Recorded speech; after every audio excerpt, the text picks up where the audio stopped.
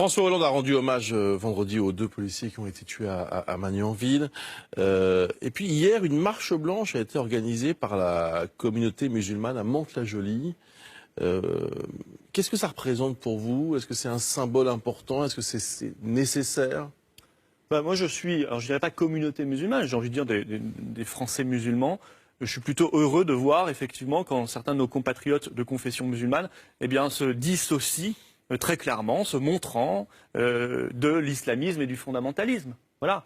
Je veux dire, je pense que c'est un combat aussi à mener à l'intérieur de l'islam contre les versions les plus radicales, les plus fondamentalistes, parce qu'on sait qu'il y a une pression dans certains quartiers du fondamentalisme qui essaie de grignoter un islam qui, lui, ne pose pas de problème. Et je crois que c'est bien de montrer qu'on est capable de résister face aux assauts de l'extrémisme et du fondamentalisme.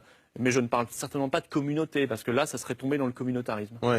Mais vous-même, vous ne participez pas aux amalgames concernant les musulmans de France? Non, je crois qu'on ne pourra jamais... En expliquant que, oui, il y a des problèmes. Oui, d'accord, il y a peut-être des problèmes, mais l'écrasante majorité des musulmans, comme on l'a vu dans cette marche. Oui, mais vous pourrez reprendre toutes mes déclarations et celles du Front depuis des années, vous ne trouverez jamais cet amalgame.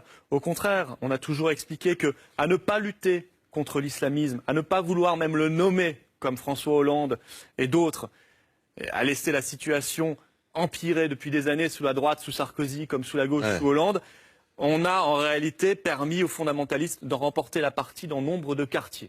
Alors oui, il faut mener une guerre impitoyable contre l'islamisme. Oui, il faut fermer les mosquées radicales. Oui, il faut expulser les imams étrangers radicaux qui prêchent la haine. Oui, il faut qu'on arrête l'immigration parce qu'on sait que c'est un vecteur aussi d'islamisme.